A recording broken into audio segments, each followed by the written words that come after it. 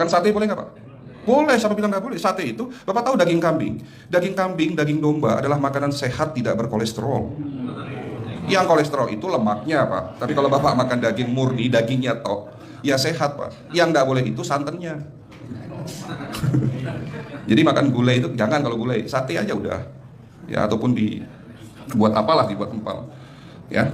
Oke, itu yang pertama. Yang kedua, tolong catat. Jangan tidur larut malam, Pak. Batasan tidur jam berapa, Pak? Jam 11 paling telat. Jadi jam 10 harus sudah tidur. Kenapa? Apa penjelasan medisnya? Orang yang tidur di atas jam 11 akan terganggu fungsi livernya, Pak. Di mana liver kita ini fungsinya banyak. Ya, ada 500 fungsi liver loh, Pak. Fungsi jantung ada berapa, Pak? Fungsi jantung.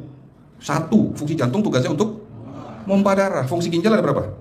2. Absorpsi dan filtrasi. Fungsi liver 500 fungsi. Jadi organ yang paling berat dalam tubuh kita kerjanya adalah liver. Liver akan rusak manakala kalau kita tidur di atas jam 11 malam. Berarti 500 fungsi liver bisa rusak, Pak. Ini salah satu penyebab diabetes, bukan hanya kerusakan pankreas, tapi rusaknya liver bisa jadi penyakit diabetes, Pak. Jadi kalau sakit diabetes itu, yang terganggu itu sebetulnya bukan hanya pankreasnya, livernya pun rusak, ususnya pun rusak. Makanya dalam pengobatan diabetes di klinik kami, itu bukan hanya ngobatin pankreas, tapi 3 organ penting ini saya obati, usus, liver, dan pankreas. Kebanyakan kenapa? Kalau dalam pengobatan tradisional, mereka tahunya diabetes itu hanya pankreas, ya kan? Tapi di sini dalam pengobatan holistik, orang yang kena liver itu 3 organ pasti rusak. Usus, liver, dan pankreas. Salah satu penyebab dari kerusakan liver akibat kebiasaan tidur larut malam. Jadi salah satu penyebab diabetes pun bisa karena tidur larut malam. Ya, batasan tidur jam berapa? Sekali lagi, jam 11 harus sudah tidur pulas. Jadi jam 10, setengah 11 paling lambat kita harus tidur pulas. Nanti setelah jam 1, boleh bangun. Yang penting jam 11 sampai jam 1 ini harus tidur pulas. Jadi kalau Bapak mau sholat tahajud jam 2, setengah 3, ya monggo. Ya. Oke, itu yang kedua. Yang ketiga, air putih, Pak, dijaga 2 liter sehari. Bagaimana cara minumnya yang baik? Rasulullah sudah ngajarin kita, ada 6 sunnah. Harus duduk, pakai tangan kanan, seteguk demi seteguk, membaca basmalah di saat minum, diakhiri dengan alhamdulillah, kan begitu.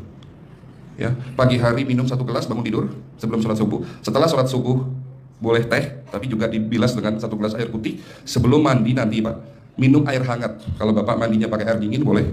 Tapi sebelum mandi, minum air hangat, biar tubuh kita ini jangan terlalu dingin di saat kita kena air dingin. Sampai maghrib, pastikan 2 liter sudah masuk dalam tubuh kita. Malam mau tidur, tolong perhatikan Ibu ya, malam mau tidur jangan banyak-banyak minum. Nggak boleh minum malam itu segelas sampai 2 gelas mau tidur, cukup seteguk 2 teguk saja. Karena kalau sampai kita minum mau tidur 1 gelas besar, ginjalnya malah rusak, Pak. Ya. Oke, itu yang ketiga. Yang keempat, puasa. Lakukan puasa secara rutin, insya Allah kita sehat. Nah, untuk penjelasan atau materi puasa, nanti bisa hubungin staf saya. Nanti di bulan Ramadan tahun ini, kalau memang masih ada slot 1 sampai hari ke-20, saya bisa mengisi manasik kesehatan yang berkaitan dengan manfaat puasa untuk kesehatan. Insya Allah kalau memang masih ada slot waktunya, karena kita di bulan Ramadan hanya 20 hari kita mengisi manasik. Ya. Oke, itu yang keempat.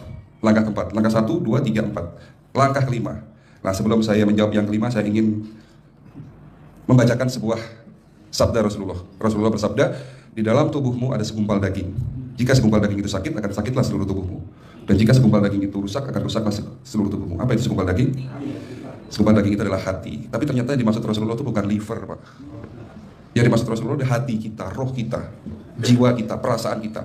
Kalau hati kita rusak, kita banyak penyakit hati, iri, dengki, sombong, takabur, dan sebagainya. Penyakit fisik akan muncul dalam tubuh kita. Ya, tidak ada orang stres itu sehat, betul nggak, Pak? Tidak ada orang yang suka marah-marah itu sehat, betul. Bahkan Rasulullah mengajar senyum adalah ibadah. Senangkan orang lain, permudah urusan orang lain, insya Allah kita sehat. Ya, jadi itu langkah ke-5. Langkah 1 sampai langkah ke-5 sifatnya individual. Bapak bisa lakukan sendiri di rumah.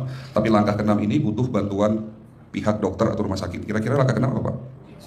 Lakukan pemeriksaan sebelum sakit. Jadi periksa itu jangan nunggu sakit baru periksa. Jangan seperti kayak Bu Ustazah tadi, diajak periksa, jawabannya takut ketahuan penyakitnya. Setelah stroke baru datang ke klinik untuk minta diperiksa. Kalau sudah stroke susah nggak nyembuhinnya, Pak? Kata kayak beliau nih, sudah 2 tahun tidak sembuh karena sudah terlanjur stroke. Tapi kalau beliau melakukan general check up, mohon maaf ya Pak, kalau beliau melakukan general check up rutin, insya Allah tidak akan kena stroke karena sebelum stroke sudah diobati dulu. Karena stroke ini bisa kita lihat dalam scanning dengan alat yang saya punya, insya Allah kelihatan ini. Oh ini sudah mulai ada tanda-tanda mau penyumbatan, buru-buru diobati. Memang takut Pak, tapi pesan saya jangan takut. Ya lakukan pemeriksaan supaya kita tahu, supaya kita kenal. Gitu ya Pak. Jadi kira-kira di jemaah ini ada yang mau saya ajak periksa kita semua. Pesan terakhir dari saya, lakukan pemeriksaan sebelum terlambat. Ini pesan saya dan pesan seluruh dokter di dunia sebetulnya. Lakukan pemeriksaan sebelum terlambat. Ya, karena dengan kita melakukan pemeriksaan kita akan kenal tubuh kita. Kalau sudah kenal kita akan sayang sama tubuh kita. Betul Pak? Ada pepatah mengatakan tidak kenal tidak sayang. Cukup sekian dari saya. Mohon maaf kalau penyampaian kami kurang baik. Akhirul kalam, wabillahi taufiq wal hidayah.